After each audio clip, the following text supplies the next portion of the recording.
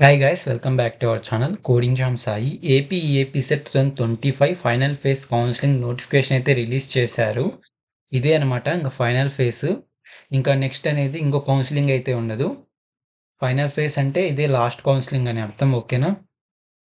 ఇంకా ఎవరైతే ఫస్ట్ కౌన్సిలింగ్లో వాళ్ళ వెబ్ ఆప్షన్స్కి సాటిస్ఫై అవ్వలేదో, ఎవరైతే ఫస్ట్ కౌన్సిలింగ్లో వెబ్ ఆప్షన్స్ పెట్టుకోలేదో వాళ్ళైతే ఎలిజిబుల్ అనమాట. డేట్స్ వచ్చేసి జూలై 27 నుంచి ఆగస్ట్ 1 వరకు అయితే జరుగుతుంది. జూలై 27 నుంచి ఆగస్ట్ 1 లోపల candidate registration, fees payment, certificate verification, option entry, seat allotment అయితే జరిగిపోతుంది ఈ డేస్లలో, ఓకేనా? ఈ ఫైనల్ ఫేజ్లో మీరైతే వెబ్ ఆప్షన్స్ చాలా బాగా ఆలోచించుకొని పెట్టుకోండి. మీ ర్యాంక్కి last year cut off ranks చూసుకొని ఏ కాలేజ్ వస్తుంది పెట్టుకోండి, ఓకేనా? నేను చెప్పా కదా ఒక ప్యాటర్న్, ఆ ప్యాటర్న్ అయితే ఫాలో అవ్వండి. వెబ్ ఆప్షన్స్లో మీకు ఒక మంచి కాలేజ్ అయితే వస్తుంది. అదేంటంటే ఫస్ట్ వచ్చేసి టాప్ గవర్నమెంట్ యూనివర్సిటీస్ పెట్టండి, తర్వాత ప్రైవేట్ యూనివర్సిటీస్, నెక్స్ట్ వచ్చేసి tier 1 engineering college, next tier 2, next tier 3, అలా ప్యాటర్న్ పెట్టుకుంటే మీకైతే ఒక మంచి కాలేజ్ సీట్ వస్తుంది.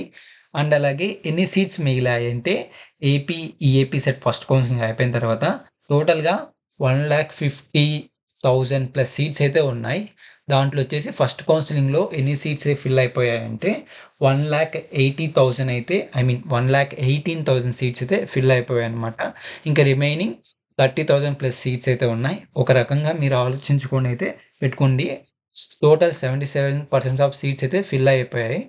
మీరైతే వెబ్ ఆప్షన్స్ ఎవరైతే ఫస్ట్ కౌన్సిలింగ్లో సీట్ వచ్చిందో వాళ్ళైతే రిపోర్ట్ అయితే చేసేయండి ఫస్ట్. ఇన్కేస్ సెకండ్ కౌన్సిలింగ్లో సీట్ రాకుండా ఆ కాలేజ్లోనే సీట్ అయితే ఉంటుంది. ఏ సీట్ లేకుండా ఉండడం కన్నా ఒక సీట్తో అయితే వెళ్ళిపోవచ్చు ఒక కాలేజ్కి, ఓకేనా? ఈ టిప్ అయితే చాలా బాగా యూజ్ అవుతుంది మీకు.